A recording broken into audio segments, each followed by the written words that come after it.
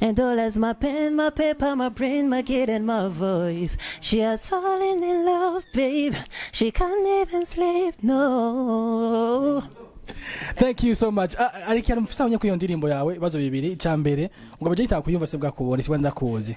Mbwa abantu bamubwiye ati indirimbo agize copy kuyindi. Bimeze gute? Kuyindimbo y'umuririmbyi sinibuka izindi muririmbyi bavuze muri etazini.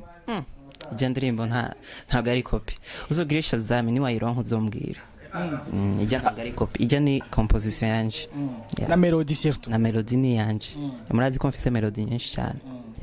Unye watanga izo ndirimbo tukuze muri izo ndirimbo ariko usanga ume wahinduye style habaye ikimeze gute? Oya sinahinduye style. Ukuntu uririmba urana ko kiyagiye wari cyane muri 1B cyane mugo urana ko uzwacanga ni hari indirimbo waririmbe muri dynamic muri ibintu vye ijya yari njenge kwa muri Afrique du Sud. Ijya yari préparation juste préparation à terre mugabo izindi ndirimbo zose nasohoye ni muri just style yanje haraho nagerageje buke guhindura style urazi ko parfois ça demande de changer de style pour ne pas être monotone.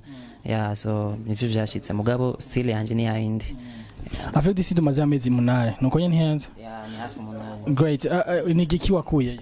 Vyinshi cyane nize vyinshi nahuye n'abandi baririmbyi baba South Africa bararirimba cyane gose aba rapper barabizi hariyo n'abaririmba R&B benshi cyane so j'ai appris beaucoup de choses parce que la plupart de fois je passais mon temps en studio so nari kumwe n'abajya abantu bose iyo nakora indirimbo bazana ama idea yabo ubu ndirimbo mfise harakantu gashasha kajemwe vraiment umuntu umwe afite icyo kugira wakwe kuririmba nawe ninde ameze nkuko cyangwa wagize bakwe kumenyana nawe umuririmbe akomeye hari benshi tuzi ngaha cyane hari benshi bazwi muri Afrique du Sud batazwi ngaha mugabo aba international bazwi ngaha harimo ba Nastisi n'abandi mugabo hariyo n'abandi bazwi cyane muri South Africa mugabo batarajabuka imbibe ubu nawaje mu Burundi tuvuye ko wahunze ryatera bwo ariko baravuga canke waje kubwakazi sinahunze naje kubwakazi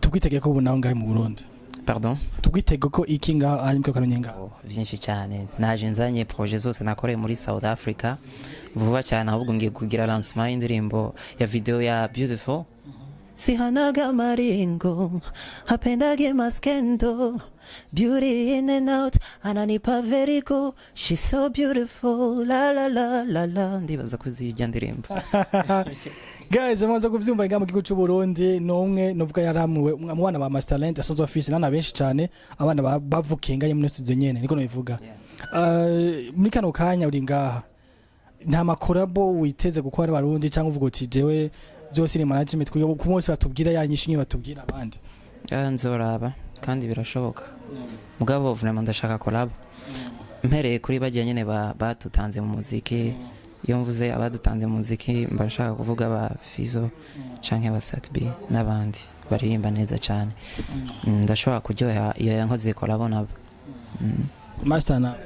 Masterland murazi ko yaranzamuye afise uruhare rwinshi cyane muri music yanje niki wabwira abafans ba best bavuze muziki ndo abafans banje ndabakunda cyane gose nari maze iminsi ndi hanze ntamahoro nari mfise mugabo natashe naje nzanye ibikorwa nakoreye hanze kugira ngo tubandanye dukora turabe ingene twoduza umuziki wacu umenyekane hanze parce que abandi umuziki vraiment bateye imbere c'est rentable la musique ailleurs. Merci beaucoup aussi. Merci guys.